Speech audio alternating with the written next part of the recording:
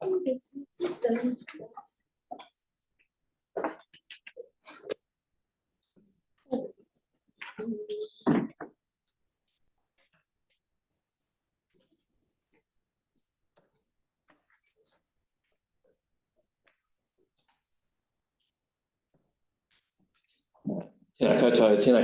koutou katoa, ko tākoro, ko waho, ko puhara ki te nui o mātou awa, ko ihu tai te moana, ko waitai te hapore, ki ngā paenga o tātou e mahi nei, ko mātuka ingoa, ko au te matakura o tēnei ko aurei. Nō reira, tēnā koutou katoa.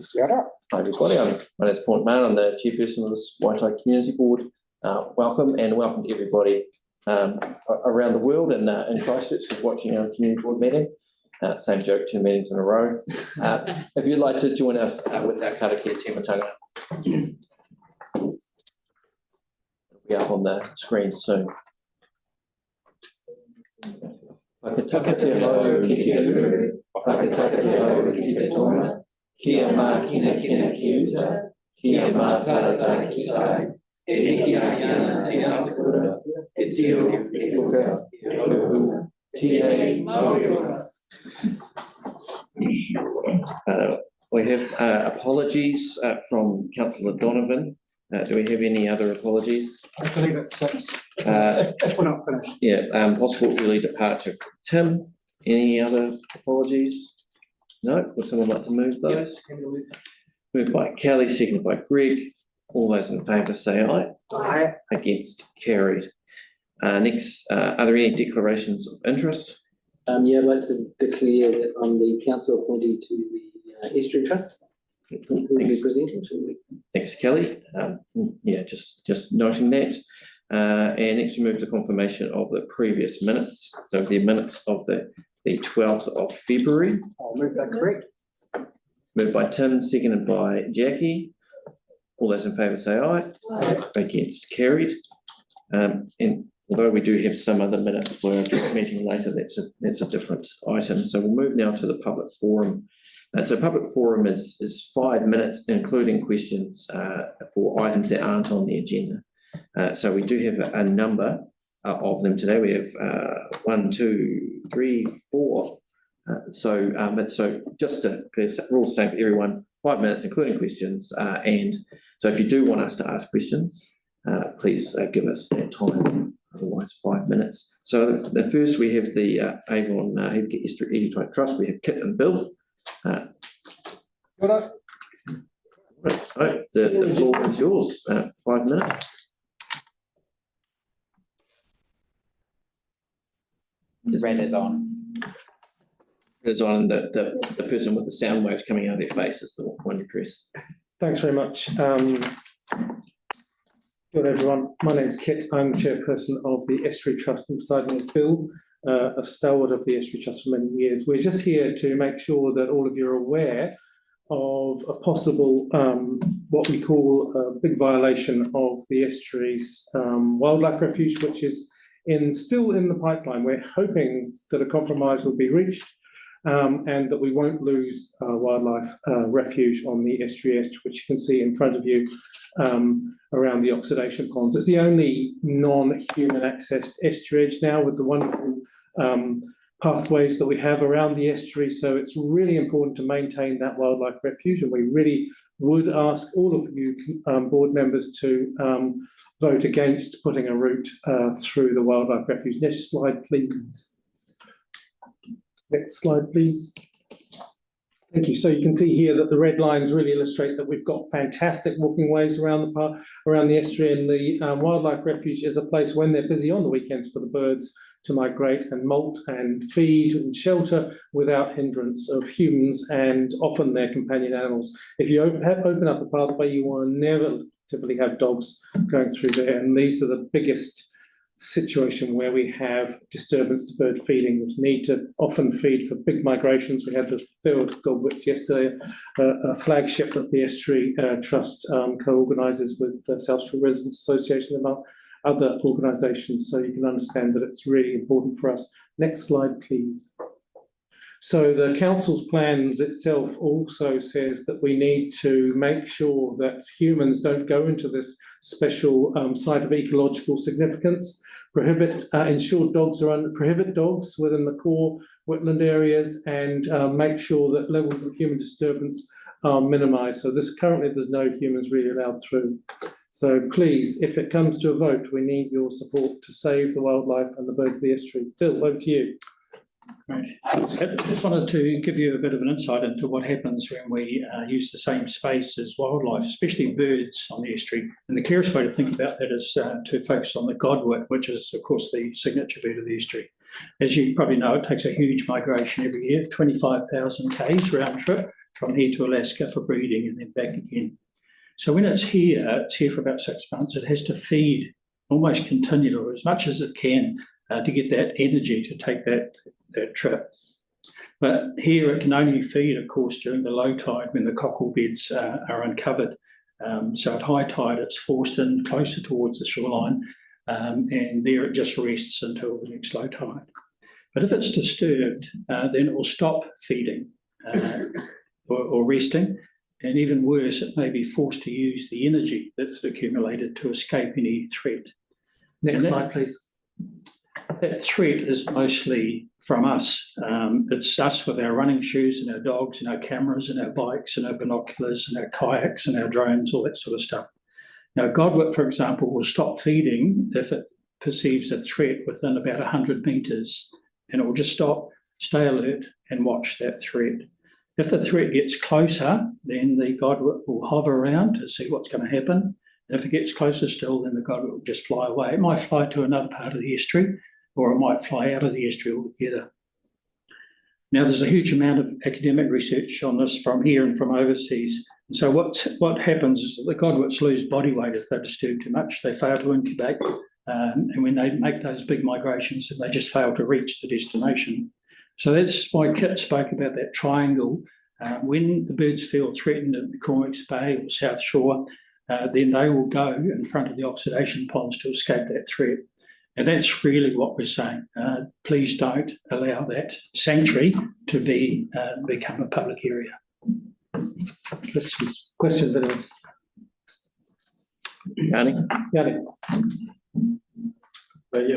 Two questions. One is, so you mentioned of the site of ecological significance. Do you think that description recommendation, do you think we've done enough around the sites of ecological significance to protect them from the threat to the environment? Because I'm just thinking of whether it's if accepting that the pathway is going to go through a process if we don't fight. That was going to be my second question. But in the meantime, do you think we should be reviewing the site of ecological significance to give greater protection to the wildlife? From my point of view, as a sort of a newcomer to this kind of regulation, I thought that was a regulation that should be adhered to. So I think, seeing as though it's a council sort of project in itself, we need to really address that and maybe have even better protections. Bill, any thoughts? Yeah, I think you're right, that we need to upscale it. Basically, maybe there's a case for declaring the whole of the estuary, a wildlife reserve or something like that. We'll give it that same refuge status that the oxidation ponds have. But yes, I think you're right. We need to step it up. We're out of time, I'm afraid. But thank you very much for your work and your advocacy for the Waitai.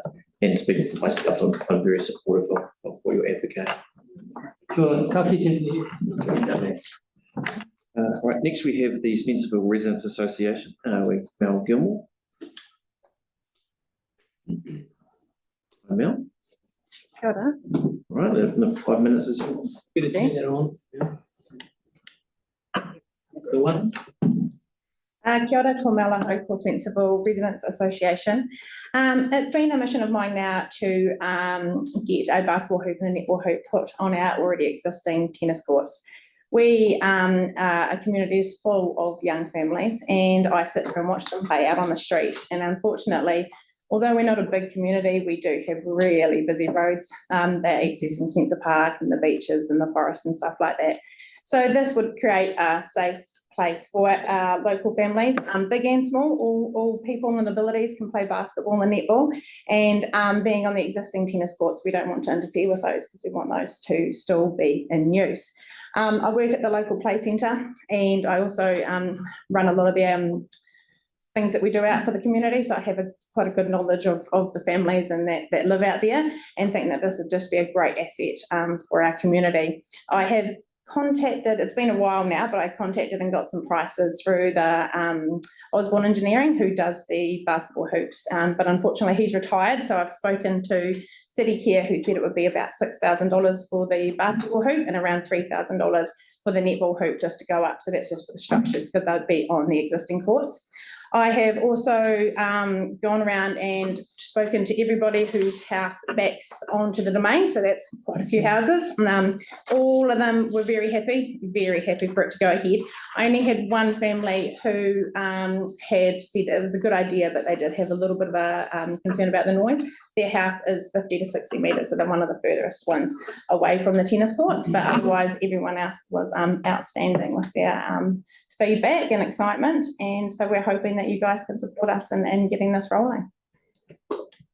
All right, well, do we have any questions? We've got a couple of minutes. In terms of what the board can do from here, we can just refer to staff and then we'll get some information back from them. But Jo has a question. I was just going to ask if she's already put an application. Have you put anyone? No, I have not. This is my No, okay, so we'll just do what Paul is suggesting. Okay. Correct.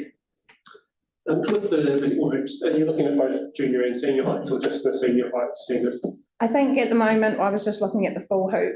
We have discussed that, but there was feedback that with the hoops that are multi-size, they turn, and quite often they can get damaged. They're more accessible to being damaged, which means more repair. So the quotes I have got are not for those. Obviously that would be amazing, but the more that we do that, the price goes up. I mean, we do have, and I'm talking right from 2-year-olds playing out on the road, right to adults playing up and down the street basketball. I watch them out my window. So having 2 sizes would be phenomenal.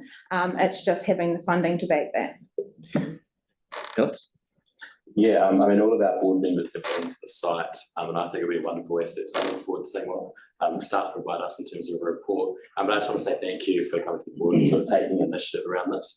It's wonderful work, so thank you for that. Thank you for having me. Yeah, thank you. So we'll just request that staff refer the issues raised to staff for investigation and response back to the board, and then we'll get back to you. Thank you very much. All right, thank you. Then the next person we have is Daphne McCurdy on behalf of the North Beach Residents Association. Yep, I've got 2 new knees. They just haven't learned to work properly yet. We're doing all right though. Yeah, well, this is why I've come in, because I finally thought I would walk on this area. Look, my name, what? The speaker? Speaker. Yep. Okay. 5 minutes is yours. Yep. My concern is about the lack of a laneway or passageway along the northern boundary of Rawiti Domain was aroused when a fellow member of the North Beach Residents Association begged for assistance from the committee. Sue had resorted to wearing a bicycle helmet every time she entered her backyard because she was anxious and afraid of being seriously injured by a golf ball. Sue has since left North Beach, but her desperation stayed with me. In 2022, I made a submission for $2 million seek funding. Among other things, I'd hoped the money could be used for a protected fence along the northern boundary and a realignment of fairway number 5. Obviously, I didn't get it. This year, on Waitangi Day, I spoke to the council staff. They suggested I speak to you, which is why I'm here.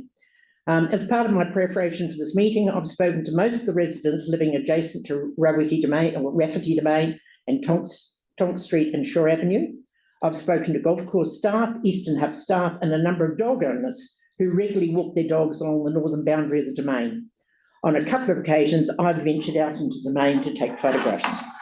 One occasion, a golf ball missed me by about a metre, And the second time, one dribbled behind me while I was walking along the path. The other 2 times I was okay. I do know not to go out there on a public holiday and Saturday. This is the domain, and the area I'm talking about is at the top right where that red line is, between Tonk Street and Shore Avenue.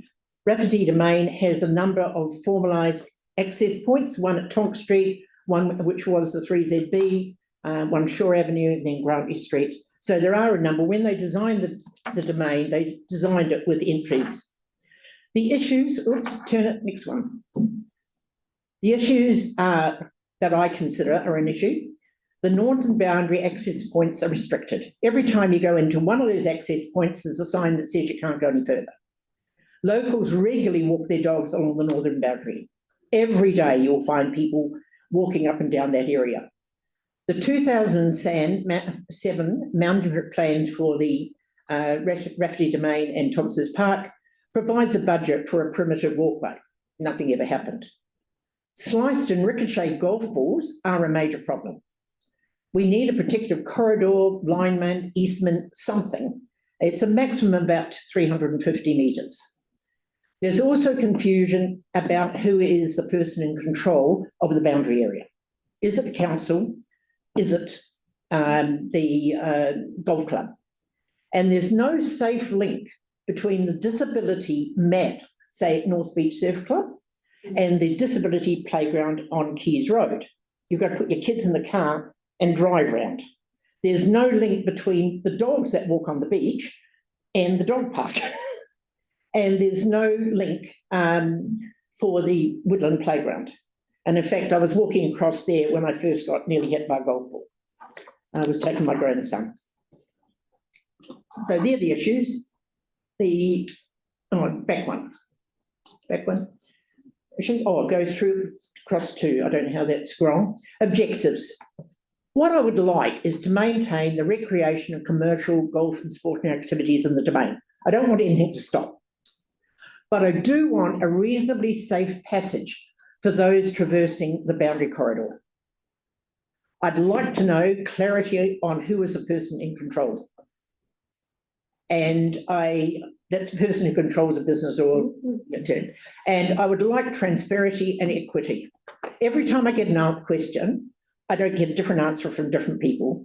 I also find that some people, every time a golf ball comes into their property or breaks their spouting, they have someone across to maintain it.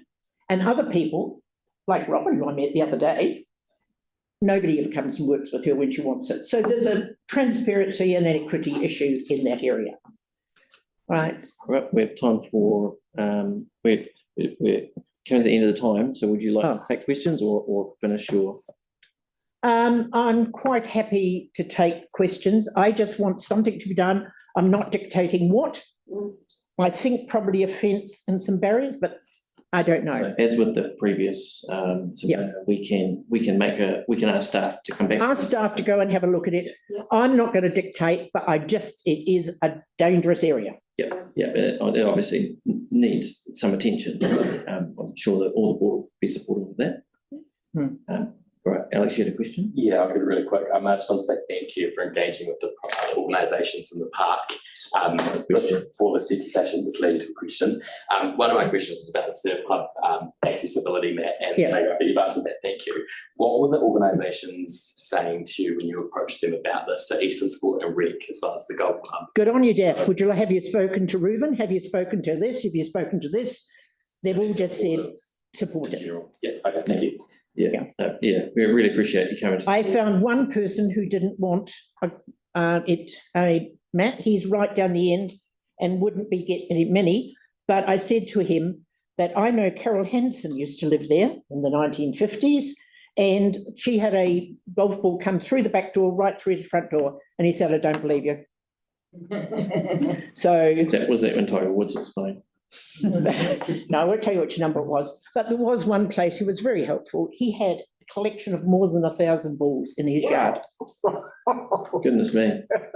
Thank you, it was very thorough. Yeah, thank you very much. Right, the next public forum we have is Pauline Neal about Preston's Park Drive bus stop. And Gavin. Right, welcome to you both. Okay.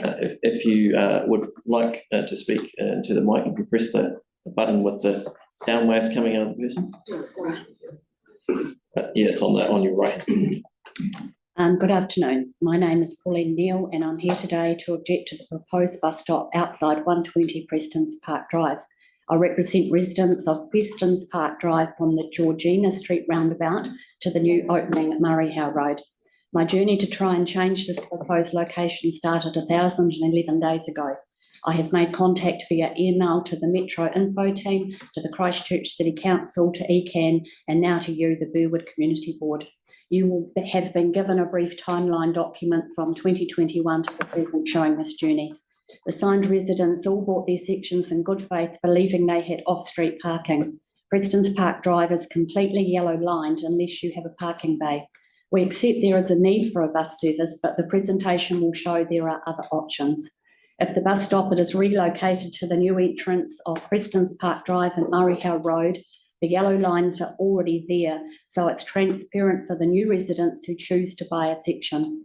As mentioned, I started this 1,011 days ago, and with your help, I would love to successfully finish it. We will now show you a PowerPoint presentation. Thank you. So I'm not going to say too much here, except when maybe we get to some maps. So if you just want to. So for members' information, this has been uploaded to the hub, so you can also read it at the leisure. So this is looking, this is looking from where the entry is going to open to Murray Howe Road. So is that Murray Howe Road going across the top, is it? Yeah, and this is looking back from there, and you can see the yellow lines, and where the cars are, you can see the parking bays. This is just a bus stop on Burwood Road. It's yellow lines on the road, no parking bay. This one doesn't even have yellow lines on Burwood Road, which is extremely busy. So I've shown the distance here because we talk about distances between bus stops. So from the Limes, again, this is a really busy street. There's no parking bay, yellow lines on the road. This one is 600 metres distance. Again, yellow lines on the road, no parking bay.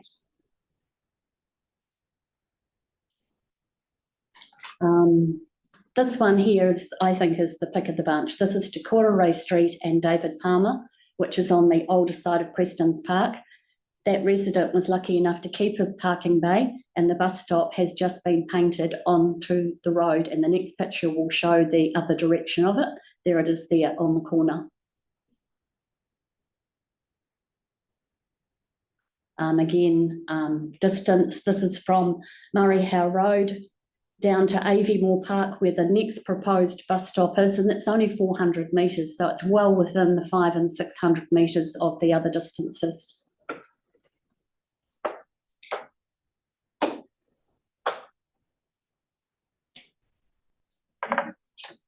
Can I ask a process question? You can, yeah, sure. So what is our power to act in this situation, given that it's ECAN who essentially set the bus stop? It seems like more of a staff question than a. So ECAN set the routes, Christchurch City Council are responsible for the infrastructure, So aka the bus stop and its location. but I think in the case of not these, so some of them, sometimes there's an anomaly where the council decides a whole plan, but this will have come through the community board. It will come. Will come through the community board. Yeah. So I just wanted to clarify. This is a proposed bus, and it was proposed like 3 years ago, and it hasn't gone in yet. No, because the entry to Murray Howe Road is due to be opened. So it'll go in there. I would presume so, but the thing was, it wasn't transparent. It was going to be there. It was nowhere to be found. And that's why we bought these sections, because we've got parking bays. Right. So that means, so it will come to the community board for a decision because we have the delegations. For the bus stop. Yeah, for the bus stop. So at the moment, all we can do is ask from this particular forum, we can ask staff to have a look at it and come back and provide us information. But when it comes to the community board, you can come and speak to it for up to 10 minutes, if you wanted to. Yeah. Next slide, let's move a little slower. And set the bus route along that. Yeah. So, sorry, so there's, So at the moment, there is no bus that physically drives past their house Yeah. because the road road is is not open. Yeah. So when he can set the route, there'll be an obligation on the council to provide the bus shelters or the bus stops Yes. and the line markings. yes. So that's when it will come to the board for a decision.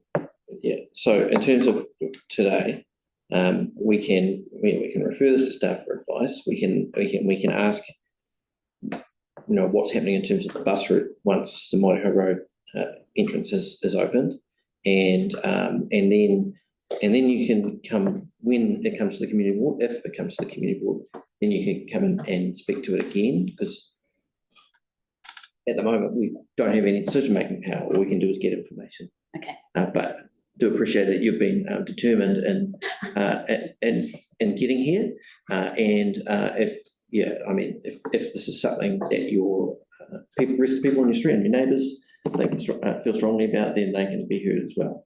Okay. It was the right place to come. Yeah, definitely the right place to come, because we do ultimately make the decision most of the time on bus stops. We are running out of time, or we've gone over time for this, Joe, unless there was a question for information. Well, I was just wondering if this bus stop had already been put through with the new development, whether we have no say. Well, it might have been on the development plans, but they weren't aware of it. No.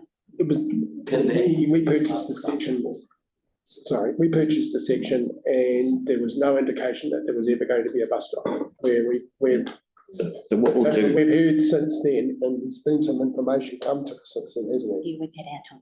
Yeah, sorry. so I won't take any more questions.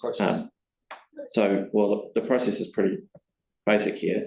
We can't make a decision. We can get more information, which we're going to ask for, and then we will go to, and then when it comes to us, we will make a decision. If it isn't coming to us, you'll be provided information back from our staff about what is happening. Can we ask if it was included in the development plan? Yeah, well, that's part of the information, yeah. So we'll get that information. Can they use the same presentation, because they basically had a petition and a number of signatures? Absolutely, that's it. And we will provide that information to staff, so they're responding to your information and questions. Okay. Make sure that you get a good response. Okay, thank you very much. Thank you. Thank you, thank you. I have a question. What temperature is it in here? Yeah, It's cold too. We just turn it off. I don't know. But I'll delegate that to my manager. you're going to have to wait 20 days to get an answer about that. That's generous. 20 days isn't a target. The next question, the next item, number 7, because there's no petitions, is we have the minutes of the joint meeting. Happy to move. Second. All those in favour say aye. Aye. Against, carried. All right.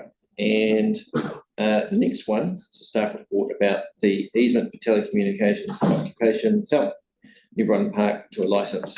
Happy to move this. I'll second it. Any discussion? I'll come to the way out. Yeah, oh, well, thank you very much for coming.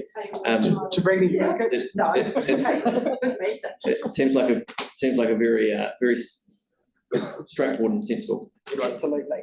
Yeah. All right. So no questions? No. All right. In that case, the motion will now be put. All those in favour say aye. Aye. Against, carried. Thank you. enjoy your ride home. And item number 9, proposed road names. Sorry, did we move our minutes? Yes. Yes, we did. We did at the beginning. It was just, did you do both together? Uh, Oh, okay. So we did. I mentioned it too, that we're coming to the other ones. No, it's good to check.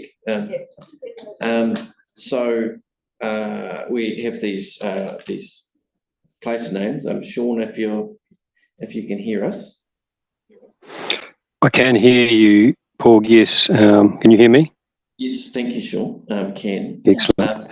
And Cool. you. For some reason, my camera's not working. No, that's okay. I mean, you've been advised, I believe, about what I'm going to ask. I guess, have you heard back from the developer? We pushed them, so we'd asked them those questions and supplied to them the names, Paul, that you'd put through back to us through Cindy. Lachelle chased them again today, and they had said that, one, they didn't want to come to the meeting to talk to their road names, and two, they wanted to just push ahead with the names they already had on the table. Oh, okay, well, I'll just fill the board in. So I asked, because we did get a Te Reo Māori name that was as one of the options, and as you know, we've asked, and I know it's particularly me has asked around that we do always have a Te Reo Māori option, and so we were only given one. And I know there's nothing to do with the job that Sean and his team have done. That's just the developer has wanted those particular names. So there was a suggestion of one of them, yes, which I would be okay with, but since the developer isn't interested in having a conversation with us, my preference would be the generous thing would be to leave it to lie on the table and invite them to come back next time, or that we turn it down.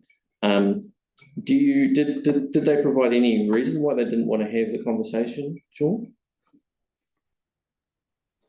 No, there was nothing in the email. They just said that they weren't able to attend the meeting, and they were happy to just progress with the names they'd already put up.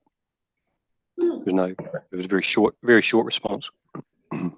Okay, well, thanks for that. Did you want to add anything else for the board's information? No, I don't think so. There's nothing. I mean, I've made comments in the past about timing around 223 approvals of survey plans and 224s, but so you guys are aware of that. But there's probably nothing much more for me to add, really. Like I say, it was a very short response from the developer. Right, thank you, because I do. So we'll move to debate. Well, we have a mover, but I don't think we have a seconder.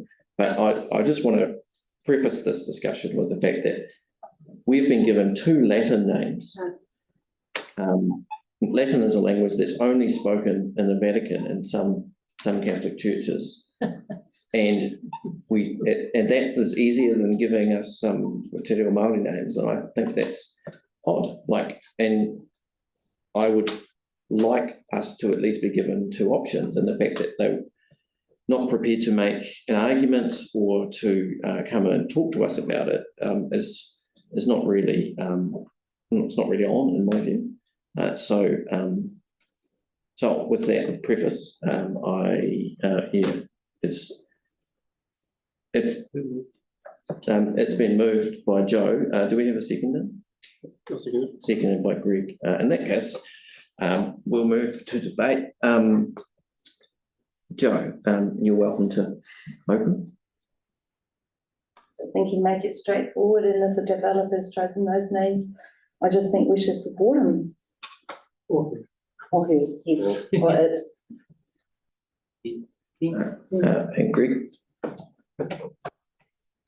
Yeah, I think further to what Joe says, there is an option there as a Te Reo name if we want to go that way. I have no push to go either way on them, and I have no issues with either of those names that have been pushed forward or presented forward in the initial thing. So happy to support in that reason. All right, Alex. I personally think that because the board has the authority to sign off, is that correct, on these names, when we have a request or a question, it would have been suitable for the developer to come and speak to us, or at least give us a reason for not following the process that we've requested. So for that reason, I'm not supportive of it. Anybody else wants to speak? Kelly? Yeah, personally, I believe it's a bit of a storm in a teacup. Look, at the end of the day, developers develop areas, they choose names, and look, I think that's fair enough. I don't think there's anything offensive about these. I think we're probably going to make too much of it if we turn this down. I'm happy to support it. Bit of diversity, bit of difference. Probably not names that I would have chosen, but you know, it's a big city. There's a lot of different people with lots of different ideas, and I don't see a problem with it. So, I mean, I'm happy to support it. My question is, Got nothing to do with it. how do you say that first name? How is it pronounced? Because I've got no idea. So for that reason, I'll be, well, is it Leonima or Leonima? I don't know. For that reason, I'll be opposing. I don't know how it's said. What about married names? Can you pronounce it? Yes, I can. Oh, okay. Well, there you go. It's not official language. All right. Go on, Yanni, that's something. That's a first. Yeah, okay. I'm just, can I have that noted, please? Well, actually, can we have that noted? John did not want to debate. So, I can close it off, yeah, you don't have to speak. So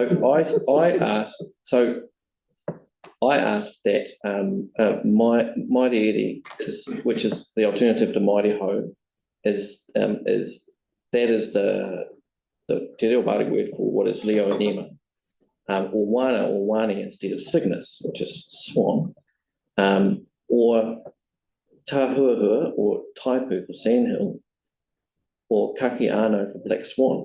There's a number of native birds in that same family, ana te rai, that could be used. And you know, I'd be perfectly happy with Wainewa, but I like, and I know that it's not a huge issue, but it is an issue that we get to make a decision about.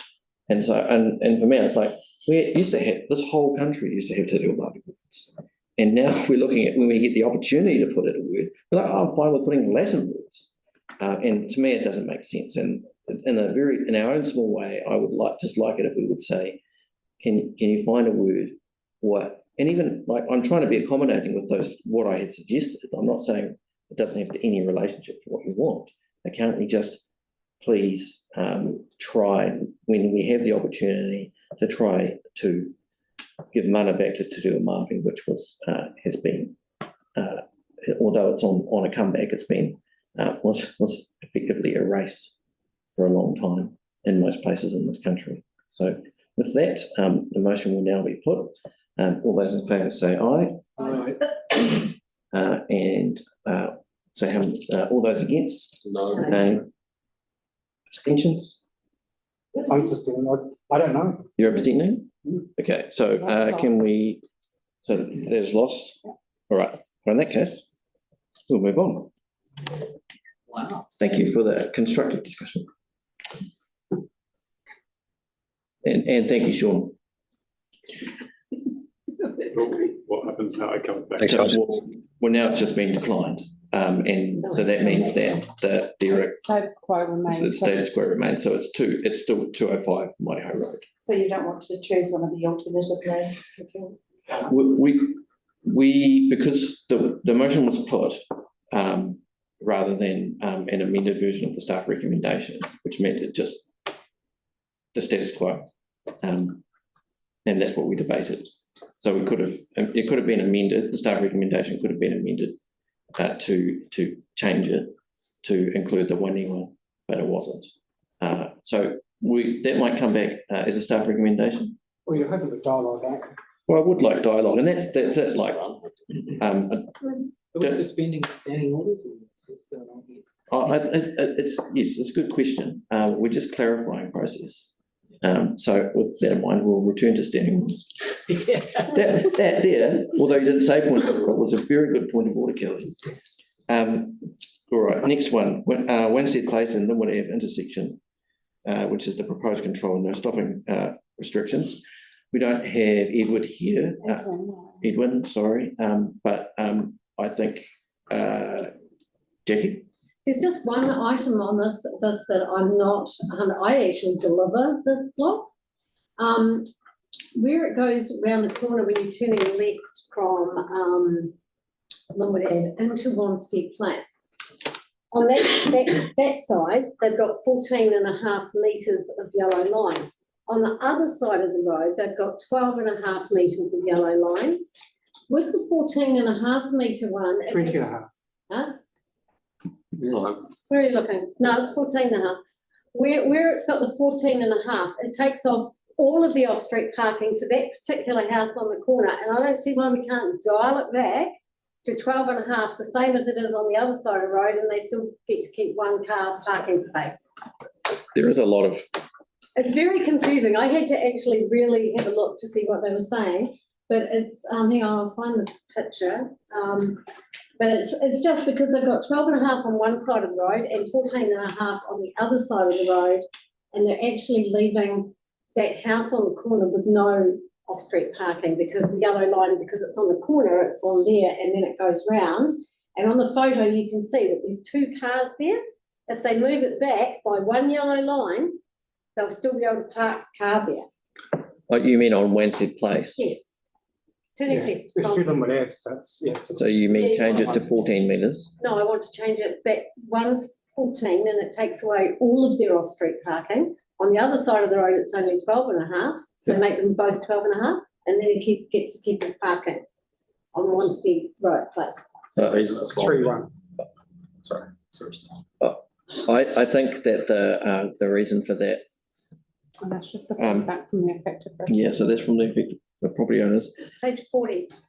Yeah, I think that the reason for that is because of having 2 cars parked there creates that. That's right. So if you move that last yellow, take care of that last yellow line, the first car can be parked there. So that means we could just take it just, if we were going to amend it, we could amend it to be 13.5. That would take out one yellow line. Well, providing it did, yes. I just, because I'm familiar, all right, I don't really want to, make it difficult for these people to park outside there. So you say one park, eh? Yeah, just one park. Where it's got 2 there, I say let's leave them one. Yeah. Otherwise, they're going to be parking down and this is a complaint from a neighbour. It's not, there's been any accidents. So I don't see that allowing that place on the corner to have one car park outside is going to be a major, given we've got that wide grass burn there as well, around that corner. It does make it hard for us to make it, if we get additional information for us to make a decision without staff advice. Oh, we should ask for advice. So my view is that we're going to have to leave this on the table for the next meeting because we don't have the information necessary. Is that a vote? I actually, Yeah, it is. part of me is saying, why do we need a stop sign here at all? There's been no accidents in 5 years. It's come from a resident's complaint. Well, lots of things come from residents. Yeah, I know that. But it's like, I just don't see, I actually don't see it as necessary, right? Because there hasn't been any accidents, right? It's not like it's a really bad corner. It's a tiny little street and they want a stop sign at the end of it. It's like this, it's like a cul-de-sac. Well, that's true. I think if we have this intersection and then staff have gone and assessed it. Yes. And recommended something based on safety. I'm compromising, right? Remove the yellow line and I'll be happy. No, we don't.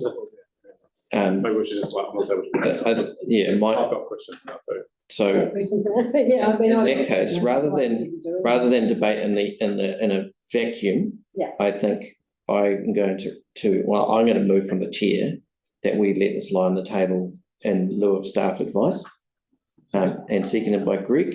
Yep. Is everyone happy with that? Yeah. Right. Right. Thanks, All right. Lauren. All those in favour say aye. Aye. Against? Carried. We rename it. We can rename it, Yeah. Tapu Road. Paul and Greg, so that the report line on the table, Just make it. pendants on the right. Make sure we're on the same page. Yeah, in lieu of something. I want to But yeah. Are we gonna- Pending is fine. All right. Evan's not here, but you can. So I'm just going to adjourn for a couple of minutes while we wait for the relevant staff member for the next item to come to the table. So yes, we're going to pause the live stream. Are they arriving here? Are they going online?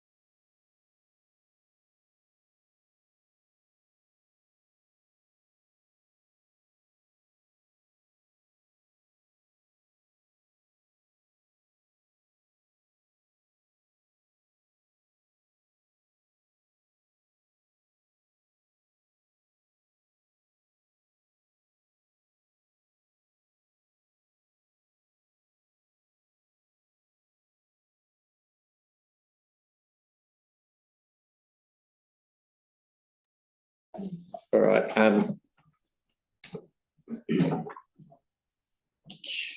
Kia ora koutou, everyone. Edwin, can you hear us? Are you there, Edwin? I think you might be on mute, Edwin. Yep, I can hear you now. Excellent. So, yeah, sorry, I'm here. So what I think we'll do is we'll get you, we'll although we did vote to lay it on the table, that the item, the Wednesday, I don't know. Wanstead. Yeah. We can revoke it by a 75% majority. So if all the board are happy. Who's got a calculator? Well, no, if all the board are happy, like, we can move to revoke it, and then we can receive staff advice and make a decision. Is everybody happy with that? Okay. I'm happy. Okay, well, I'm going to move that we revoke that last decision. I'll second it. And seconded by Kelly, so that the motion will now be put. All those in favour say aye. Aye. Again, carried. All right, that decision that we made to lay it on the table has been revoked. So now, Edwin, the crux of the matter with regard to Wanstead and whatever is just around the parking on the Southeast corner. Of Wanstead, and Jackie, who knows the intersection well, thinks would like to reduce it by about 1 metre so that there is one park outside that house. Can you comment on that, please? Yes, I think, yeah, certainly, yeah, we can definitely accommodate that. Is it just 1 meter that you're concerned of? Just making one parking. So removing enough yellow lines for one car, how much is that? It will be 5 meters. No, it's already got. In total. In total, you need. When you look at the diagram that was sent to us of that intersection, there's 2 cars parked outside the house on Wanstead Road. Number 3 Wanstead. Number 3. And if we take that yellow line back a little bit, they'll still be able to park 1 car there, whereas as it's showing at the moment, you won't be able to park any there. So if you take out 1 yellow line, yeah, can you do that? So it's to reduce the 14.5 to what? That's what we need to know to allow for the 1 parking bay at Randall. 12 and a half, 14 and a half to 12 and a half. Well, if you need 5 metres for that parking, just leave 5 metres. Could we reduce it to the same as on the other side, as Jackie has suggested, to 12 and a half? Yeah. The marking there is basically allow 1 park to park in front of that. You still have enough parking for 1 car to be there. Yep, that's making an amendment to the resolution. Yeah, that's the arrangement. Are you saying that we don't need to amend it to accommodate that? No, there's still 1 parking allowed there. Okay. As Kelly has so eloquently put it, it's the artist's impression that's wrong. In that case, I think that solves your issue, Jackie. Excellent. Can that be noted? Hold on with that. You have any further questions about, not about that matter, but about anything else? Yeah, I was just interested why the 20.5 metres on the other side on the Linwood Ave side. Just seemed kind of weird that for a really small road that doesn't get a lot of traffic, that we would go 20.5 metres. And I'm just trying to understand the rationale for it. Yeah, the reason is there's the bushes there and also the trees there that's blocking the visibility.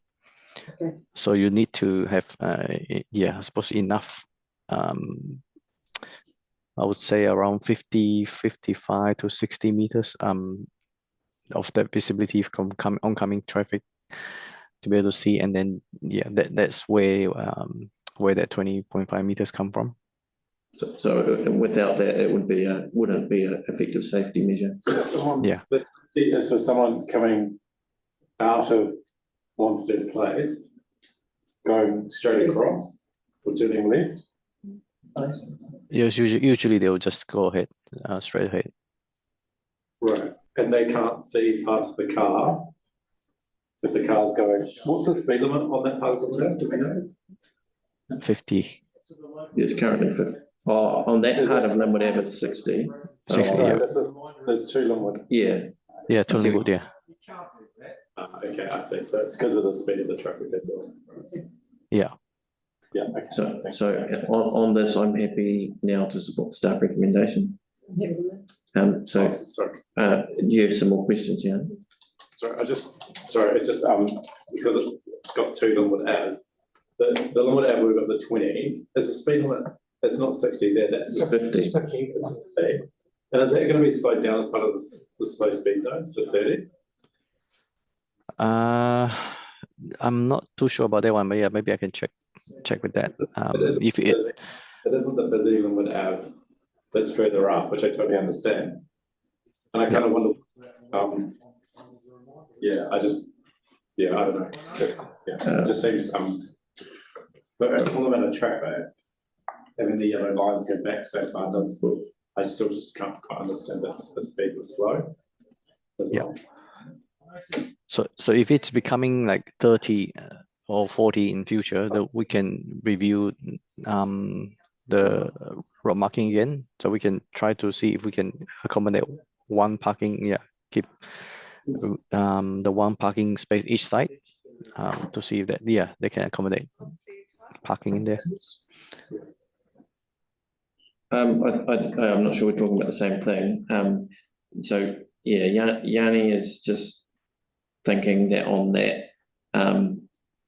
the south side of Linwood Ave, of the one that's closest to Wanstead, that it might be excessive yellow lines. That's what we have talked about. Yeah. So. So because this is 50 at the moment, so we need that that length of yellow lines for the side distance. So what I'm saying is, if in future, if this speed limit reduced down to 30 or 40, then potentially that side distance can be reduced, and then potentially we can looking at removing the yellow lines to accommodate one parking each side. Potentially, yeah. But the thing I don't understand though is on the left-hand side, given that the traffic is going that direction, why does it need to go 20.5 meters? Because surely the visibility for the other direction is not such an issue. So if someone took left into the wee cul-de-sac for Linwood Ave, why does there need to be such clear visibility there? Because they're not turning into the oncoming traffic. They're turning into the same direction. So they get the visibility from looking back right, but why on the left-hand side do they need such a long yellow line?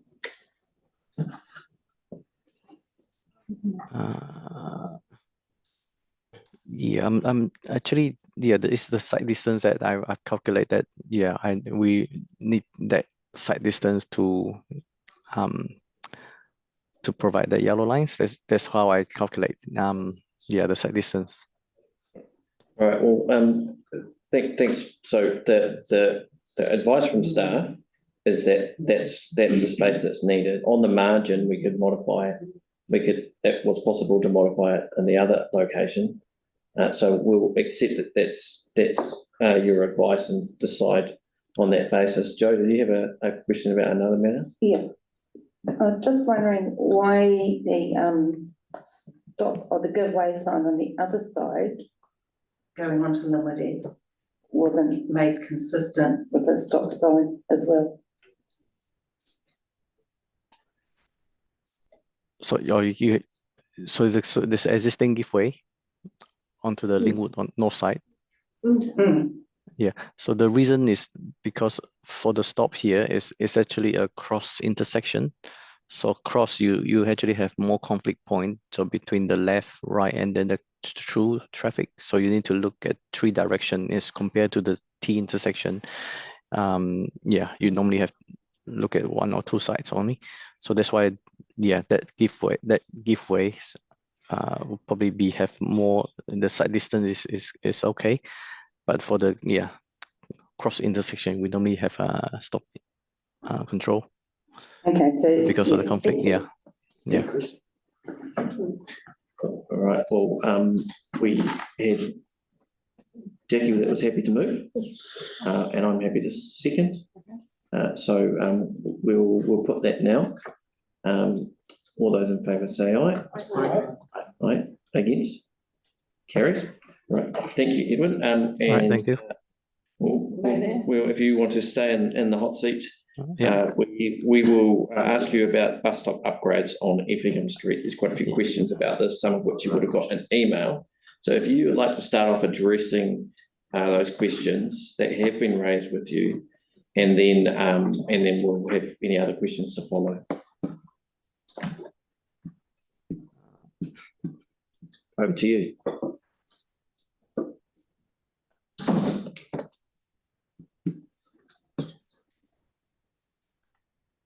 So for Effingham Street. Yes, Effingham Street. So I just know that there quite a few questions have been sent through to you. So just if you had anything else, because people hopefully have read those. Yeah. If you wanted to clarify anything further, that would be helpful. Yeah. Yeah, I suppose that is the new standard that the City Council is adopting for the bus stop. So the entry point is that they require 12 meters, at least 12 meters of the no stopping line to be maneuvering in, and then there's at least 5 meters, 5 to 6 meters exiting. So that's currently the standard that we are adopting. So that's how. But the marking itself, we are not marking across the driveways. So that's why you see on the north side, there's only 7.5 meters, the yellow lines. And then by the time you add on to the driveways plus the 1 meter additional, so you get approximately 12 meters of that yellow lines. Yeah, no stopping. So for bus to be able to get in. Okay. Yeah. Cool. Thank you. Members, do you have any questions? Yeah, you're happy to move it, or just wait on questions first, but I've got you noted down there, Alex. Joe, you had a question? No, I think I'm okay now because some of it was answered. But just that wee gap in the one driveway on the southern side, could we get away with just putting those 2 yellow lines instead of extending them back with those 4?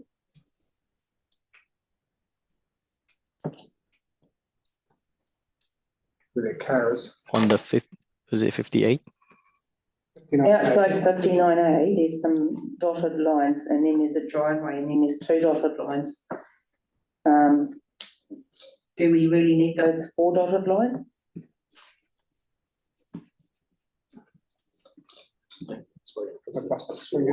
Yeah, like if the bus was on the other side of the road and the car was up there, it would be difficult for it to pull in, I think is what they're saying. Is that, did you hear what Cindy said, Edwin? So I tried to look at the drawings. So the 1 meter, is it? So Yes. I think what they're referring to, Edwin, is the no stopping and the bus stop marking outside 63 to 59. If we could reduce the no stopping line to stop at the end of 61 and leave a parking bay or space available at 59A. Yeah, we calculate that, and it's probably not enough width or length to accommodate one parking there. Yeah. Yeah. Right. So that answers. That's fine. Yeah. I'm happy to second it. Right. Okay. So we've got foreshadowed moving and seconding. Greg. I was a question. Just outside number 58, they don't have a driveway at this stage, but there is a crossing in place. What considerations given should they decide to put a driveway in their front yard or a garage in their front yard and they need access with a vehicle? Well spotted. Yeah. Oh. So in future, if at the moment it's acting as a driveway as well, if in future they're still allowed to use that as a driveway. So we do, some of the, our bus stop do have this kind of arrangement where, they stop at the driveways, which in future we can consider adjusting if need be. But at the moment, this is consider the best spot for the bus stop. I guess we'd have to adapt. Kelly and then Joe. Thanks, Edward. Just in terms of bus stop siting, why do we have them on opposite sides of the road? Opposite each other. Why do we not? Why would we site one there? Why would we not move one of them further down the road? Yeah. There?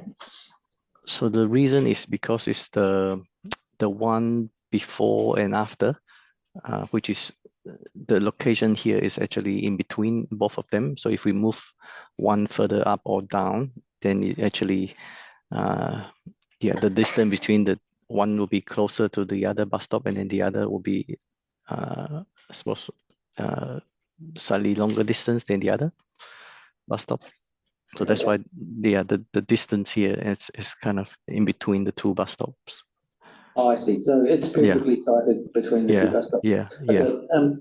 And my next question is, I see sometimes yellow lines along a busy road with no parking, but sometimes we'll put a bus stop in there, and even though it's a busy road and there's no parking along there at all, we'll still put a bus stop in a situation like that. I mean, why do we do that? So people couldn't get on, right? Yeah, obviously. I guess the bus is only there for a short time. Yeah. It's not only to say the bus is going to stop. We should let Edwin respond. There was a question. So are you saying the bus stop is actually on the traffic lane? Is that what you're saying? Sometimes, yes. Yeah. Yeah, I suppose it's when, it's allowed for a short stop, a short-term stop, and then you just stop for a few seconds, and then they just go, and then normally that's allowed because maybe there's no other location that is suitable, and that's the spacing doesn't allow for, and especially that's where you have like a major cycle routes where like the one in Main South Road. So they do have that kind of arrangement. So so they will allow the bus the traffic behind to stop.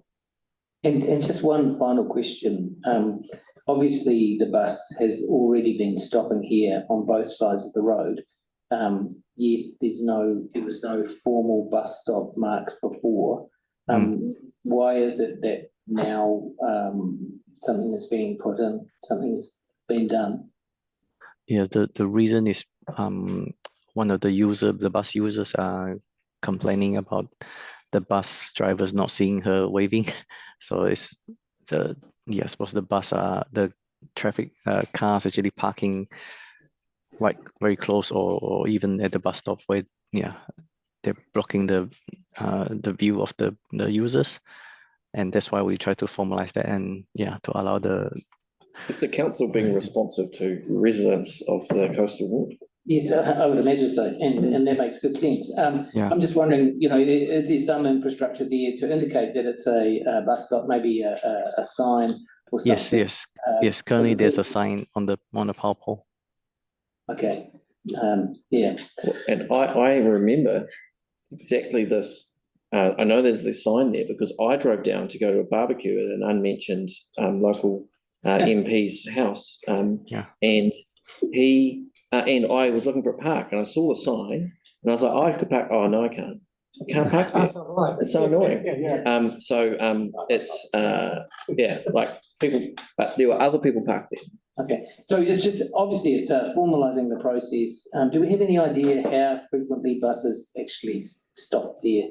Because I do remember there was one proposed to be put in on Bassett Street, and the last term that a lot of the residents were opposed to.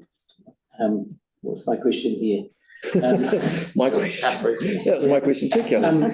Is it not acceptable to leave it as an informal stop? Because obviously one person, has suggested that they would like one. but then I see that there's a resident who is opposed, so, I guess- which one do you go with? That's the decision, that's our decision to make. Sorry, Jackie, Joe had a question and. Oh, that's okay. No? Okay, Jackie? Resident, Hold on a second. This is questions? No, all right. Yeah, thank you. I was gonna say thank you. So we have actually have a mover and a seconder already, so, I'll move to debate now. So moved by Alex and seconded by Joe. Well, we don't need to. Does anybody, usually what we'll do is we'll go to debate and you'll speak because you've moved it in favour. And I'll see if anybody wants to speak against. So, Without saying thank yeah, well, you don't have to speak long. I'm here to speak on. Yeah. you. Yeah, I think we all as elected members have a responsibility to make our ward accessible for people coming in. The resident has gone through proper process to raise their complaint that she can't get on the bus because there are people parking in front of it. Buses are public transport, just as cars are a form of transport as well. I think we've got to accommodate that resident who's come through proper processes. Yeah.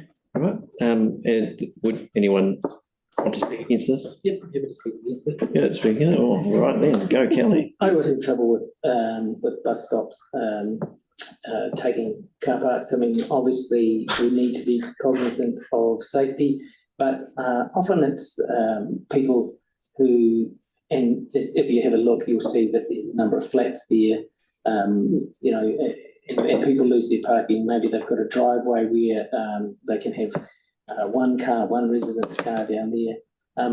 I think these bus stops have probably, like ones that I saw from the last turn, operated for a long time without too much of a problem. It's nice, as Alex mentions, that that person has gone through the proper process to, you know, for us to spend this money and put in yellow lines, etc., to make it safer than safe. That's fine. But I think that sometimes I feel like we overstep our mark with these bus stops, and I can't support it and won't. Thank you. All right. Jackie. The bus stop already exists. The only thing that doesn't exist with the bus stop is the marking. The problem is people are parking on the bus stop because it's not marked. I'm in favour of this question, thanks. Anyone else like to speak to it? Yeah. Yeah, thanks. I think it raises some interesting questions. I fundamentally understand the need to make it safe for people to get the bus, but I do wonder if the bus is going so fast they can't see someone at the bus stop. And there's been a common complaint from many people in my area that buses do often go really, really fast, and you can see it quite a lot. So, yeah, I'm a bit concerned that a bus isn't seeing someone because there's a car parked in front of the bus stop. Right. So, but yeah, I think ultimately we do want to make it safer and encourage more people to take PT. And I know bus drivers also quite concerned with the way our infrastructure is. The standards that we have for bus stops often sometimes don't make it very easy for the bus drivers to pick up people or do what they need to do. So if this makes it safer, I'm happy to support it. I do wonder though if we do need to also talk to some of the bus owners at some stage around the bus driver behaviour. Right. You get the right of reply. Joe, you've seconded it. Would you like to speak to it? Well, I'm very happy to support. Yeah. Alex, would you like right of response? So after Alex has spoken, nobody else can speak. I just think in summary, it's a decision where we clearly mark where it's illegal to park. It is already illegal to park. So by saying that there are people parking there and we're removing parking for a bus is not true, because they cannot park there legally anyway. So that I personally believe is not rationale for voting against this, because they can still not park there legally. So unless you're incentivizing illegal parking, which I think would be a different question, I'm happy to vote in favour of this. All right, with that, the motion will now be put. All those in favour say aye. Aye. Against? No. Would you both like that recorded? Yes. Yes. Okay. Somebody Kelly and Tim from Burwood are against this. All right, that was carried. Thanks. Thank you for that. Thanks, everyone. Yeah, and no, don't, you can't go, you can't go. One more. We have Marine Parade Car Park formalisation and I'm happy to move. moved by Becky and seconded by Alex. We don't have any questions? Nope. It looks good, all of us, so I'm going to put that. All those in favour say aye. Aye. Against, carried. Thank you very much. So Marine Parade. for this one, Yeah. you need to for the one-way street, you get the council approval. Yeah, So okay. recommended to. Yeah, I know that we'll have 3 councillors advocating for that, so. Okay. Thank you very much. So the next we move, so we have Anthony, would you like to join us at the table, and we've got Toby online. And we've got Toby online. Oh, hi, Toby. So if you would like to draw our attention to anything, I'm sure there will be a few questions.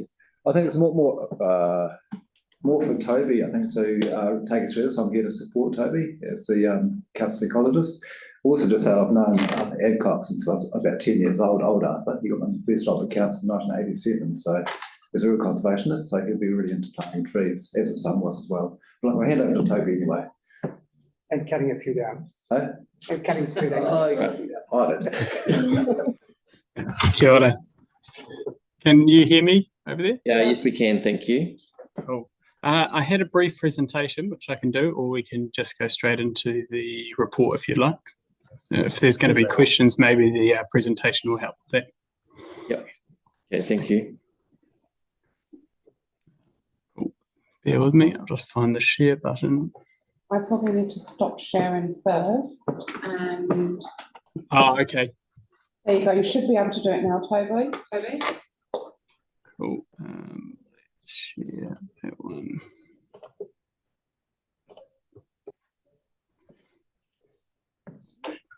Can you see that? Yep. Yeah. Yep. Cool. Thank you all for having me. I'm here to talk about Shortland Playground and Arthur Adcock Memorial Reserve. The planting plans I'm here to present are part of the implementation of the recently adopted Urban Forest Plan.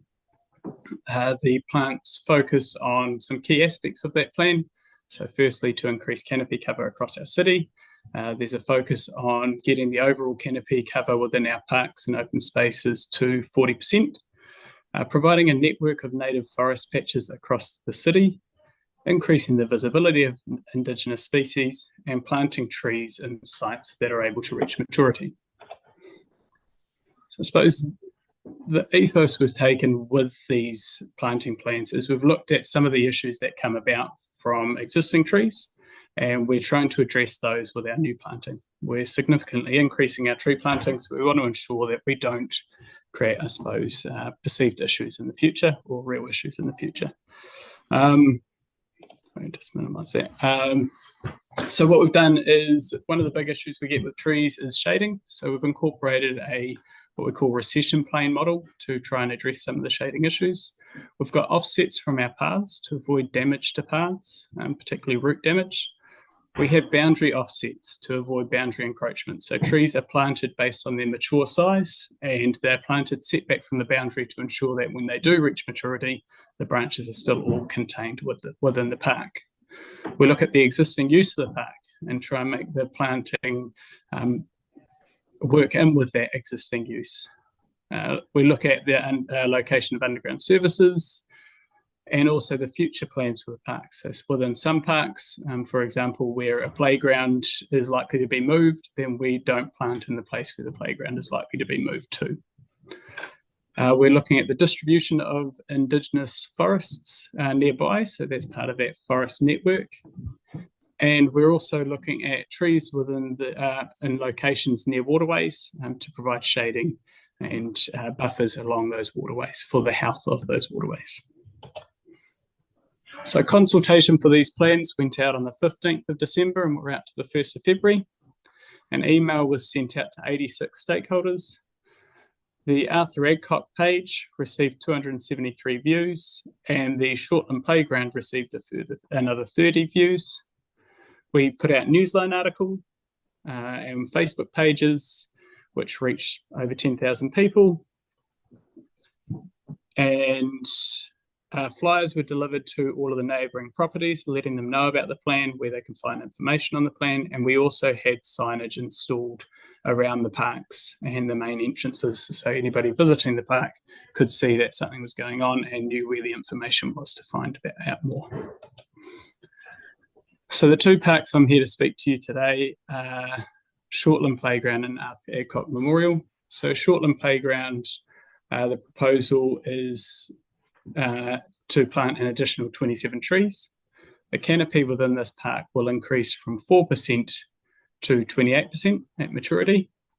All trees are placed in positions which will continue to allow Pack and Save staff to monitor the park for safety reasons. So those of you who may be familiar with this park, there were concerns. There's a big Pack and Save building just to the north side of it. And there were concerns once that was built, the visibility of that park was going to cause safety concerns around the use of it. And the supermarket owners actually came to council and helped with the development of the park. And also, as far as the security concerns went, they highlighted that they've got their staff room with people constantly in there who can keep an eye on the park. And if anything happens, then they're there to address it. They've also got cameras and things.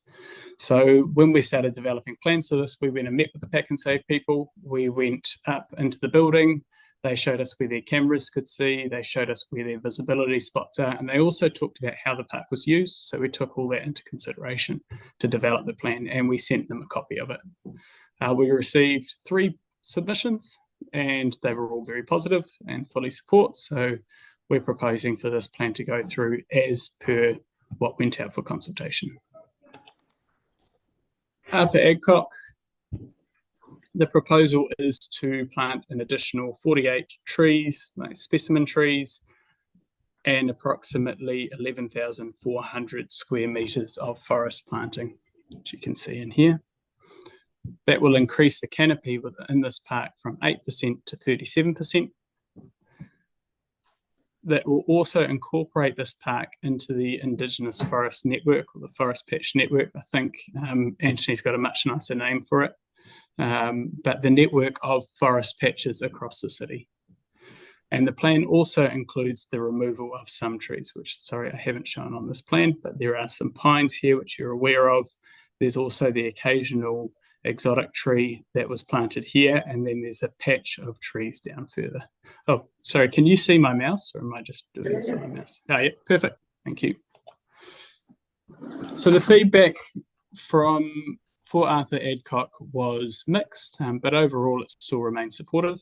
There were some concerns raised about the removal of the pines, but most of the feedback related to the quality of the retention basin that was in there. And I'll go over that a bit in a future slide. So we've taken on board the feedback, and we've tried to make some changes to hopefully address some of those concerns. So the changes we've made to the plan. So there were quite a few people who also raised that they were going to lose some open space within the park. So we've taken out some trees to provide for more open space. Others talked about how people often use this park as a walkway. And there's also an entrance down the bottom here for school kids to come out. And someone mentioned that it's used for a cross country where they come out and they run around here. So we've adjusted the plan to ensure that there's a space along here to keep a grass path. We reduced the height of the trees through here because there were concerns about how imposing that might be, reduction of views and also shading. So that'll help alleviate some of those issues. And recently it was brought to my attention that there was a park bench seat here. So I went to site and had a look at it and spoke to the property owner here. Sorry, I forget his name. And we talked about some of his concerns. And he talked about how popular this park seat was and how many people came around and used this area. So the most recent update is to also look at changing this area to more of a keeping that grass area. So there's a track down to that seat, and also it meets up with that grass border that goes around. So the new proposal would see 37 new trees and approximately 11,225 square metres of forest planting. And the canopy will increase from 7% to 34% at maturity. Now, as I mentioned earlier, a lot of the feedback was around the quality of the water in the basin.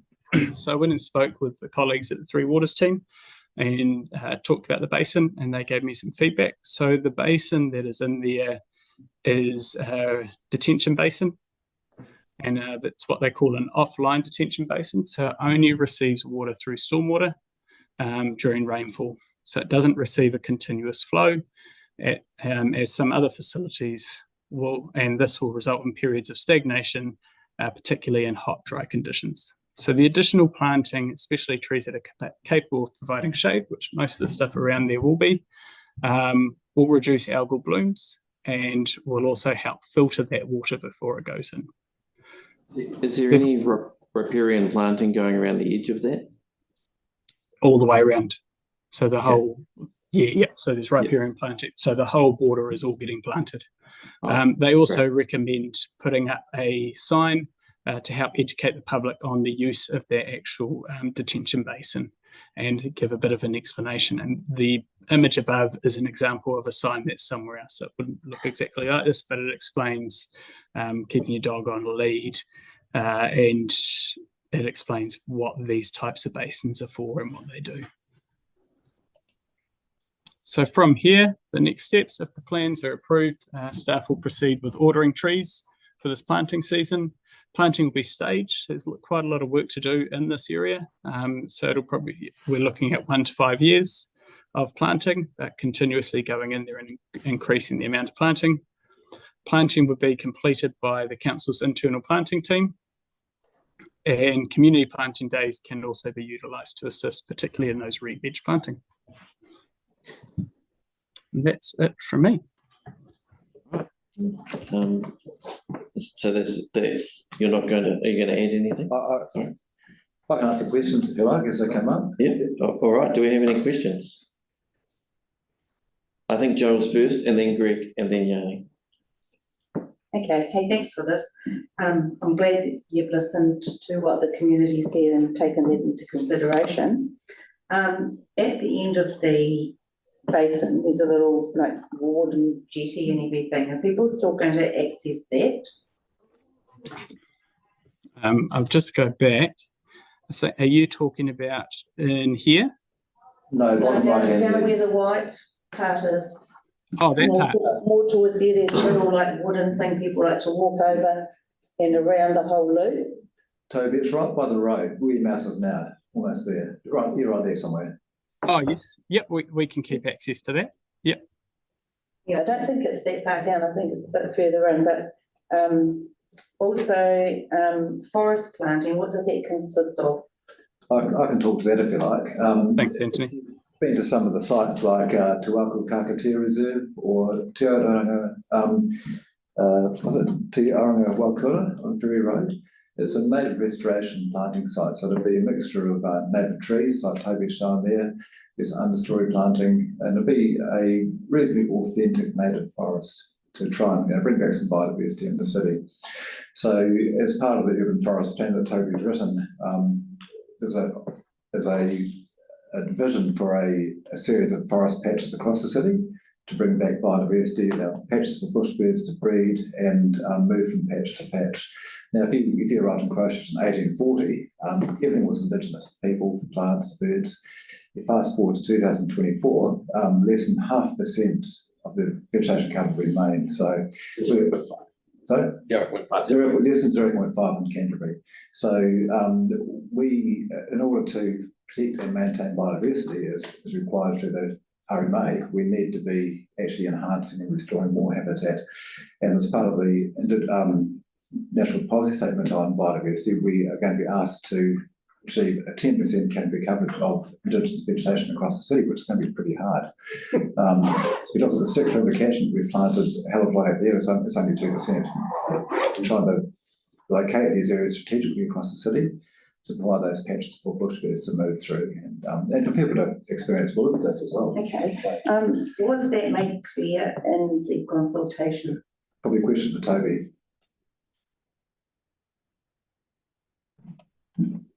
It was made clear that we were planting this as part of a forest restoration project, and we talked about the fact that it was a native indigenous forest. There's the size classes, so we described that. We showed the shading model and those aspects of it as well. Yes, I have a feeling that when the consultation went out, that the community actually thought it was just trees without a whole lot of other planting. So I'm just wondering if that was actually spelt out, clearly enough for the residents. We called it forest planting. So we had a distinct difference between where we were planting trees. So we showed the number of trees and the sizes and the individual trees. And then we had an area of forest planting. So I think it was fairly clear that that was going to be planted as a forest. Yeah, I just have concern that maybe it wasn't clear enough. It's a good idea, but whether the residents would actually be aware of it or not, I'm just a bit concerned. Well, I speak for myself, I'm very strongly supportive of this. I do think Joe makes a valid point in terms of when you hear forest as tree people, as an ecologist, you think something different from what the general public. So it is probably worthwhile being very clear what a forest means in the consultation documents. We don't know whether it was or not, but just as some might be helpful. Can I jump in because I've got to leave? Yes, you may. I'm sorry, I did have a speaking order, but if Tim has to leave, I'll give you this one. Thank you. The Pukeko Centre are involved with the consultation. They're very happy. Can we confirm that? I wasn't involved with the consultation, so it's different back to Toby again. I'm sorry, Tim. Yes, they were sent information. They were sent information as a stakeholder, and we double checked to make sure they were on the stakeholder list. Yeah, they're very happy, and it's good. And same with Shortland Street, no problem with that one. So Shortland Street, we contacted stakeholders there, which was Pack and Save were the main stakeholders for that one. All right, thanks, Tim. Joe, do you have? Oh no, you good? Yeah. All right, Greg. I'm just trying to clarify with the forest planting, what sort of height is that when they're fully grown in those planted areas? Again, there's another, I'm going to have to go back to Toby now. There's a range of trees through there, and the way Toby's arranged the layout of that, you've got the taller plants in the middle away from property boundaries, and he's used a shade diagram to demonstrate there's no significant shading on properties. Is that right, Toby? But I mean, if you look at a book about native trees, you'll see totara grows to 30 metres tall. It won't out here. I mean, it's a much harsher condition. You're growing in a pretty marginal soils. So we've picked trees, things like kofi. Not sure what's on the list, Toby. It's taken from the Dilucus lists of plants that will naturally grow in these soil types. So it's really a low stature forest. So you're not looking at enormous trees like Carcatea through here. Did that answer? Yeah, that's correct. So we showed the shade modelling based on the recession plane model, but when we look at the species from the Dilucus, so it's mainly made up of, I believe the bigger trees are kofi and totara. And through the changes, we removed the large trees because there were a whole lot of large trees down here.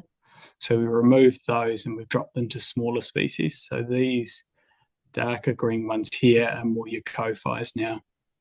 And then we've got some totara dotted over here and here. I mean, if you go to Rickon Bush, there's kofi there that are 25 metres tall properly, but that's no very excellent growing conditions. And these soils out here, you'd be lucky to get to probably 5 or 6 metres tall for kofi. Yeah. And with the white shaded area there that's shown, is that looking to be retained as a grassed area?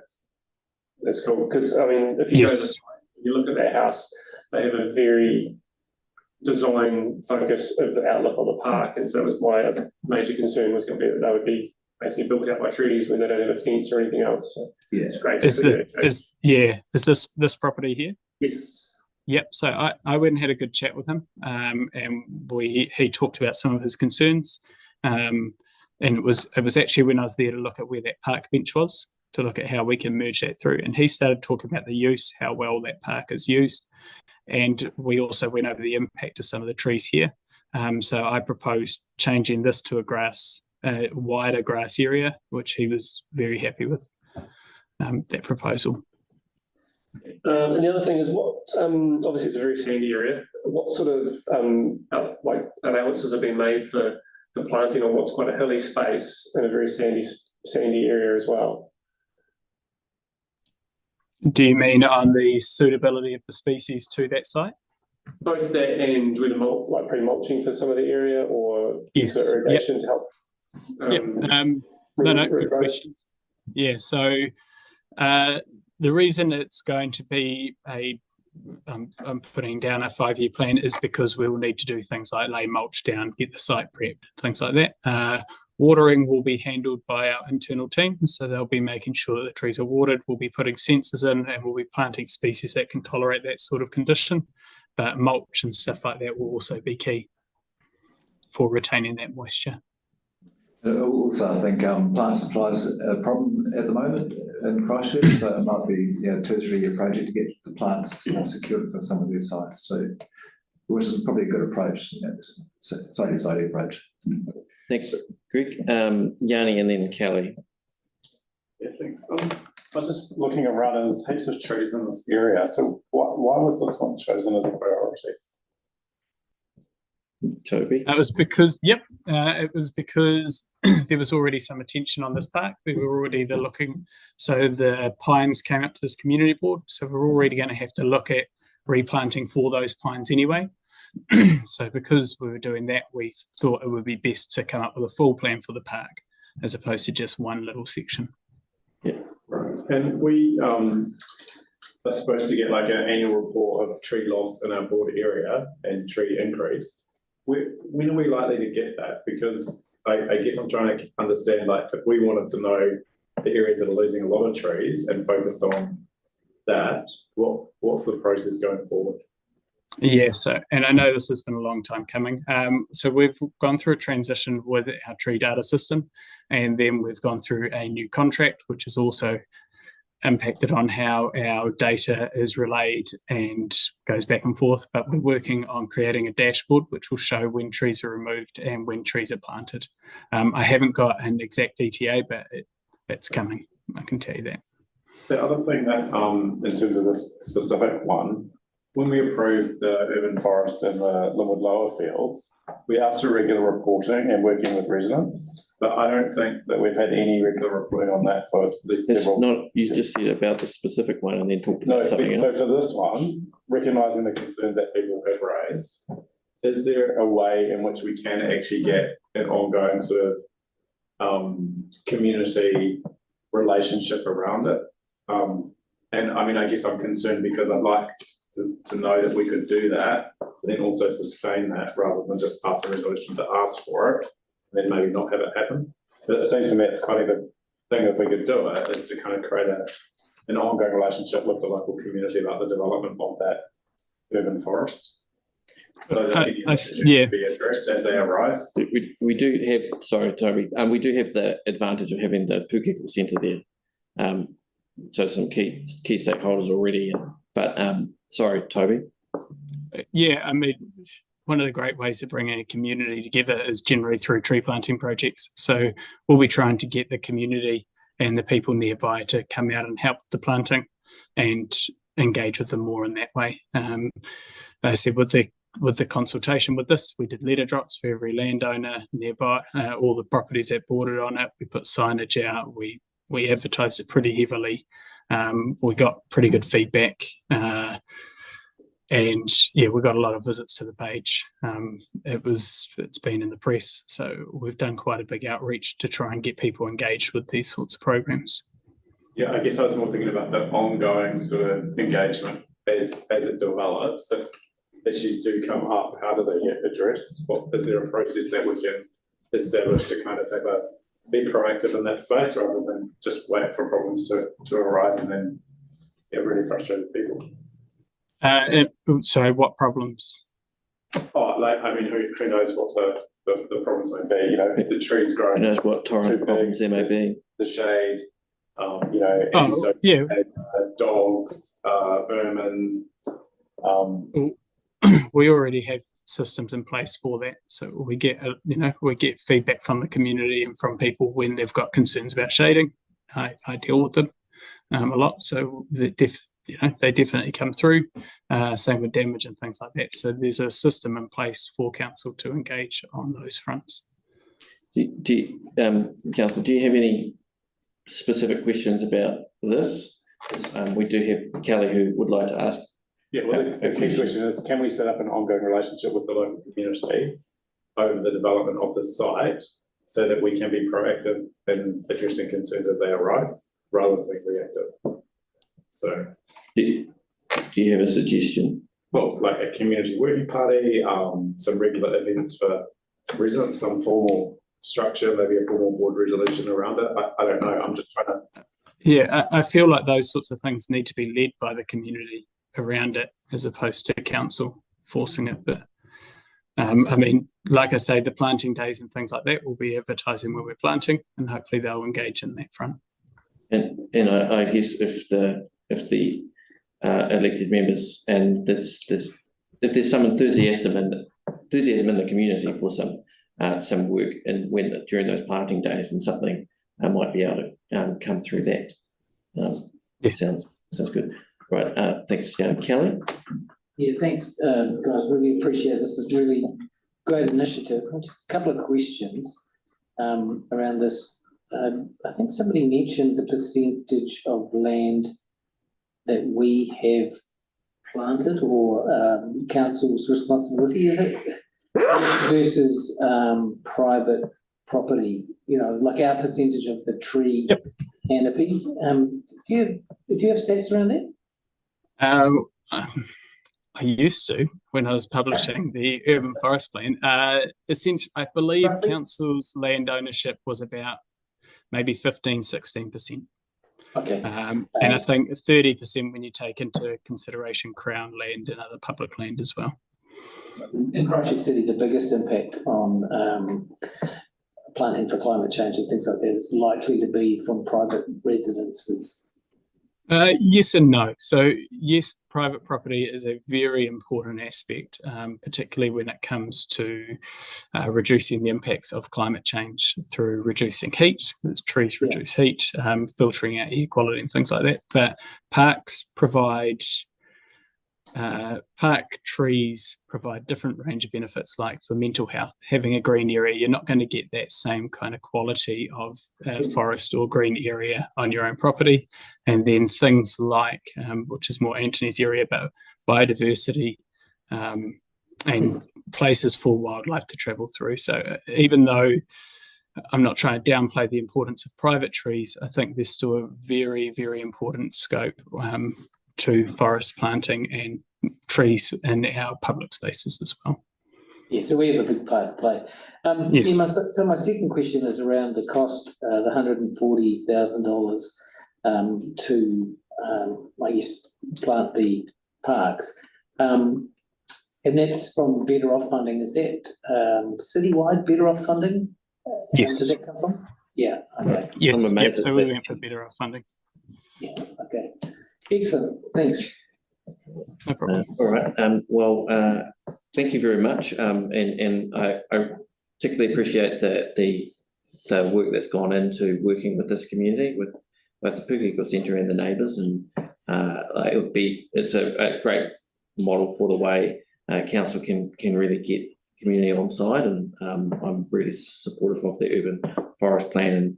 And it's been great to get good feedback about what's happening in my ward, Linwood ward as well. With that, I'm happy to move the staff. Toby, can you stop share screen, please? The staff recommendation. Sorry, yes. Thank you. So here we have the staff recommendation. There is a part A. No, part A, so I just haven't deleted that row, so apologies. All right. So I'm happy to move that. Does someone like to second it? Oh, there's Jackie. Well, I don't have any debate other than this is awesome and can't wait to see the next parks that are going to be planted. Yeah, so all those in favour say aye. Aye. Against? Carried. All right, thank you.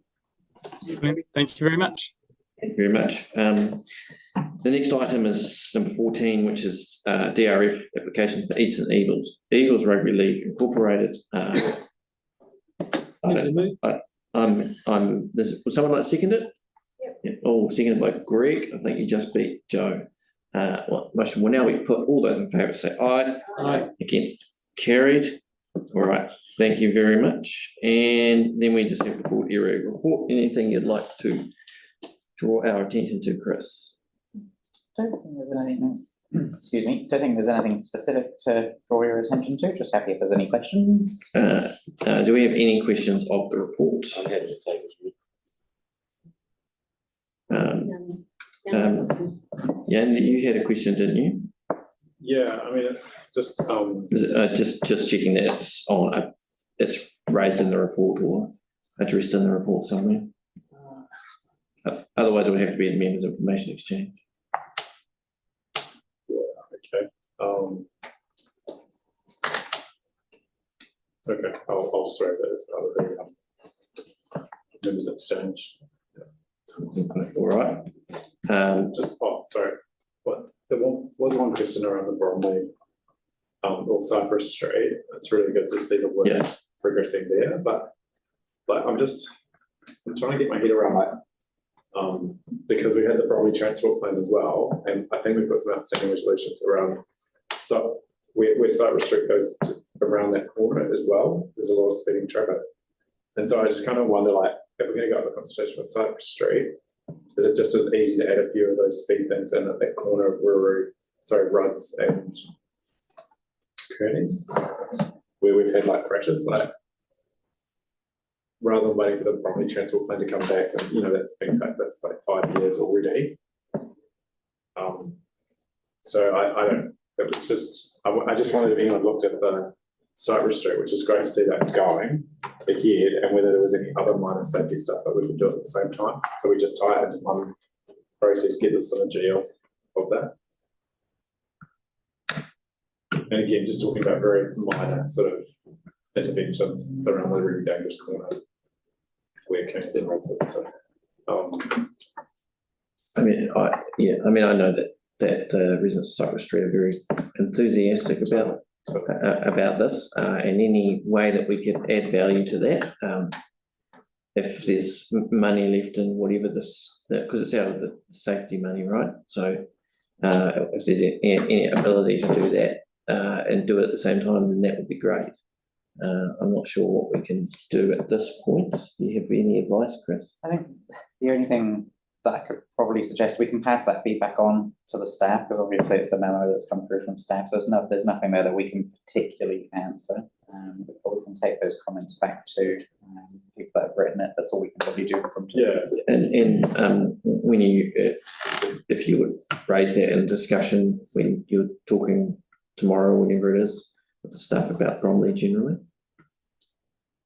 Well, I'm not talking about specifically Bromley with stuff about crack, which is not Bromley. I think that it'd be good to talk to whoever's in charge of that project. The main concern is that if we decide, and I support what we're doing at Cypress Street, we don't put some stuff in the other street, behaviour may just get exacerbated there. It's a very long stretch. So I think there's a community wood resolution somewhere, but I just couldn't find it. Honestly, so I tried to find it. So when you say the other street, you mean Brewery? Sorry. So it's Rudds Road, I think. There is a resolution on Cypress Street in the KCH, but it doesn't cover that. Yeah, when you go around the corner of Cypress Street, around right into Rudds Road, it's where Rudds and Kearney's come together. We've got some yellow restrictions. Yeah.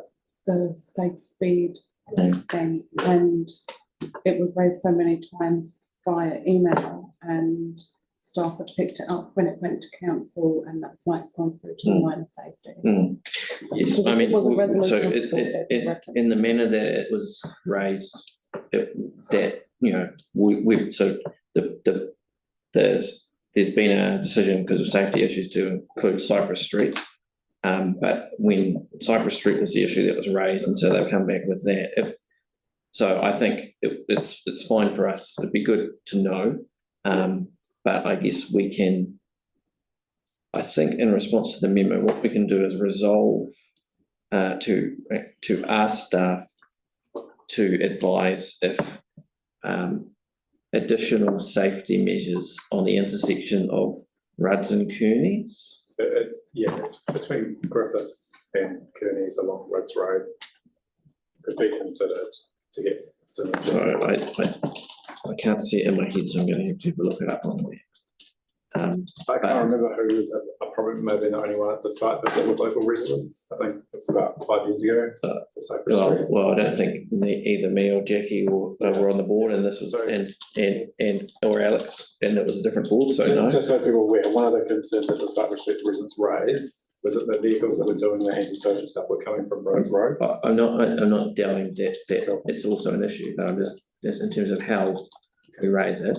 Staff to consider extending safety improvements to include the corner of Cypress Street and Rudds Road. Zach. Is that what you're asking for? No, it's just whether there's any proposed work. Well, that's sorry. At Kearneys Rudds Road. So you've got. I mean, the really simple question is, if you look at the Cypress Street. Cypress, it runs between Rudds and Ruru, and you're asking. Could staff consider putting some of those minor, what do you call it, speed bumps along Rudds Road?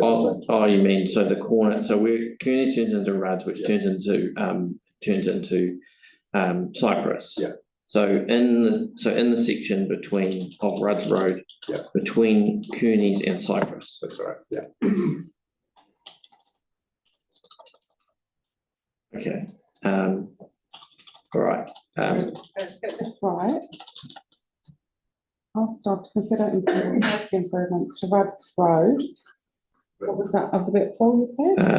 To include safety improvements to Rudds Road between Kearneys and Cypress. How am I spelling Kearneys? Kearneys. Kearneys. Kearneys and Cypress. Yeah.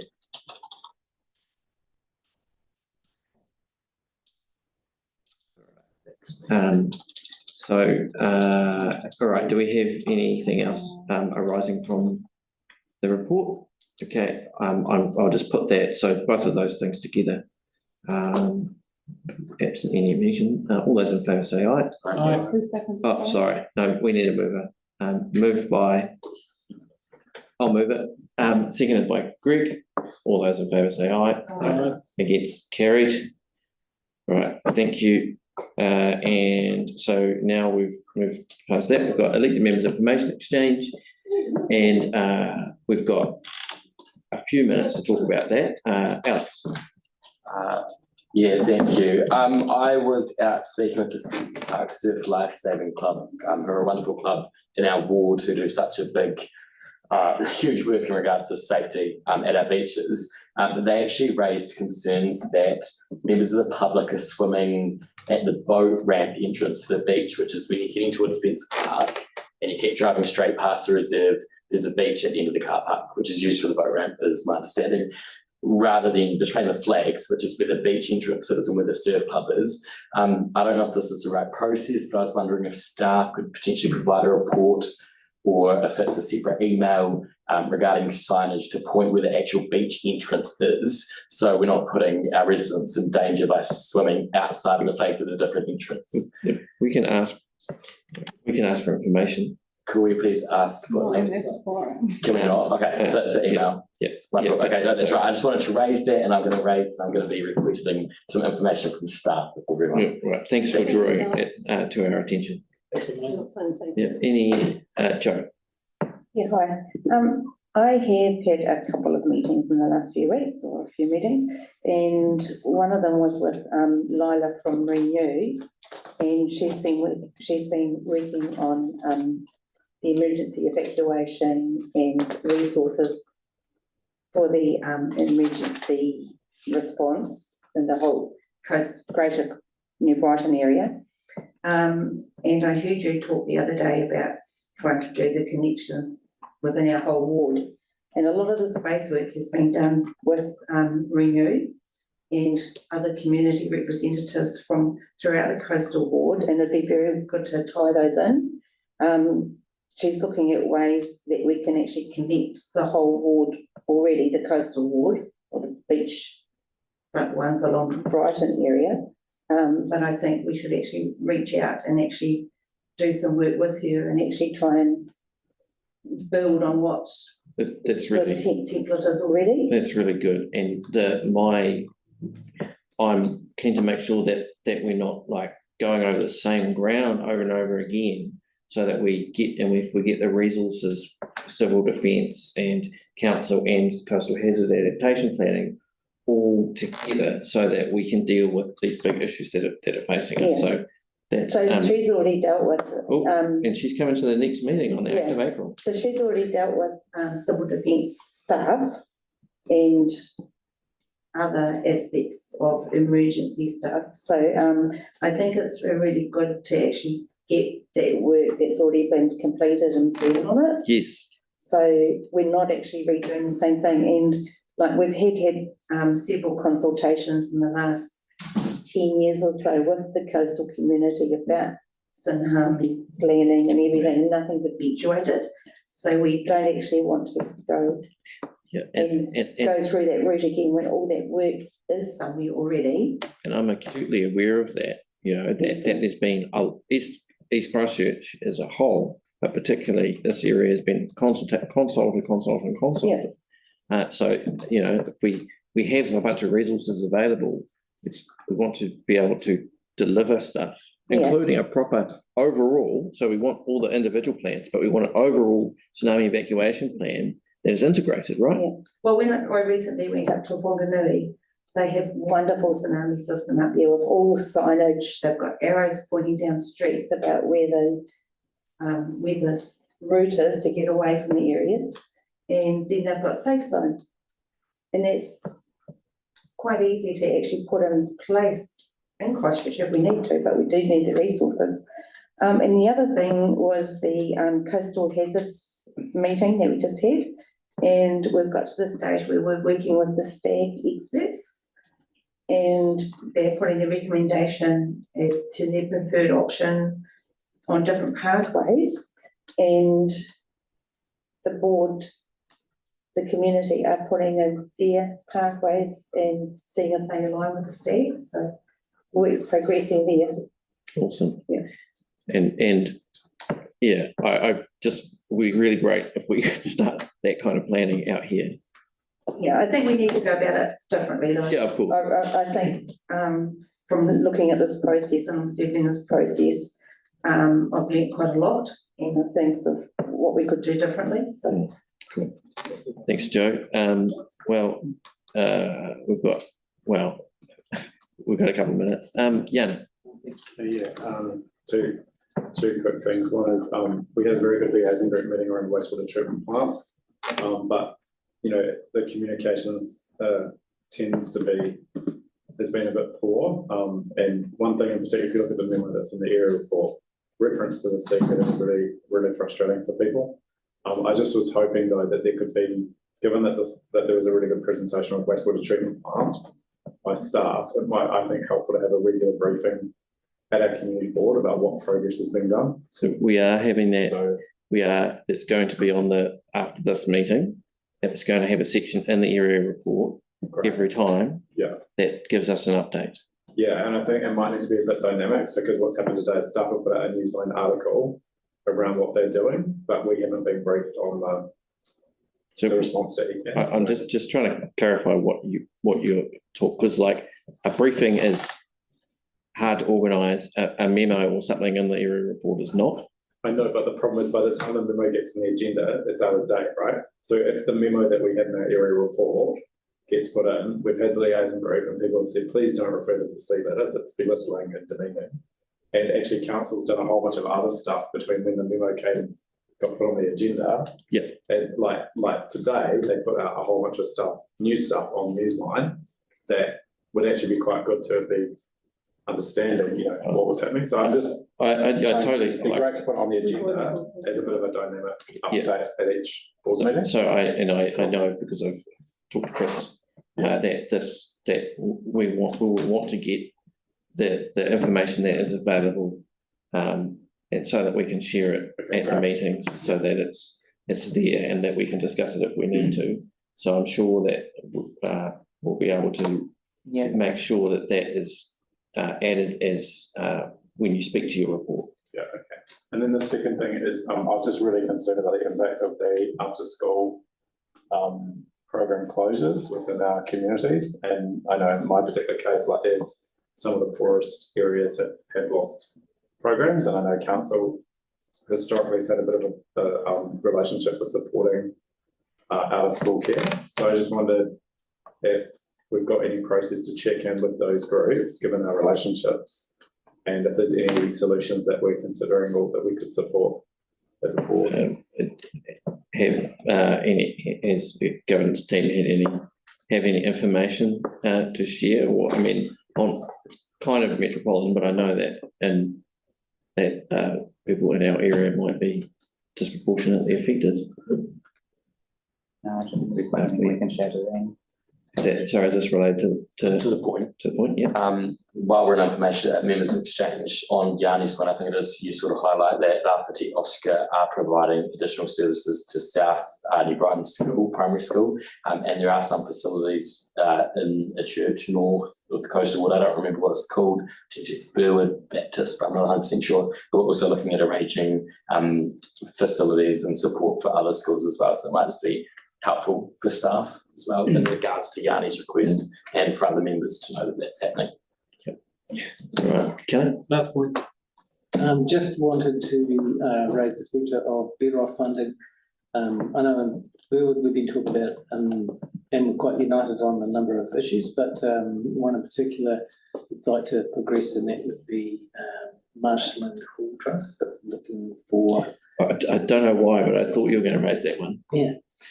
We're waiting for a long-term plan on that. Yes, we in order to, like, it's one thing to be like, okay, well we might need, I mean, first of all, we might need to spend this much of this amount, but until we know the final long-term plan and where it sits, we don't know still whether we need to allocate that money or not. So in terms of that specific thing, but we will be having another workshop on better off funding.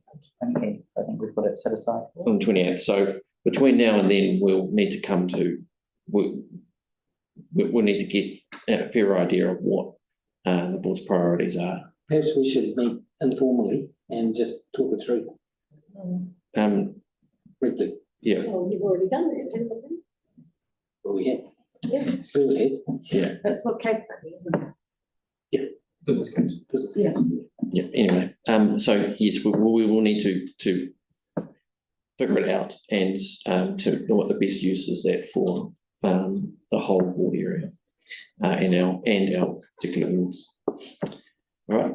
Unless there's any burning issues, if you'd like to join me in the karakia whakamutua. Tim's karakia.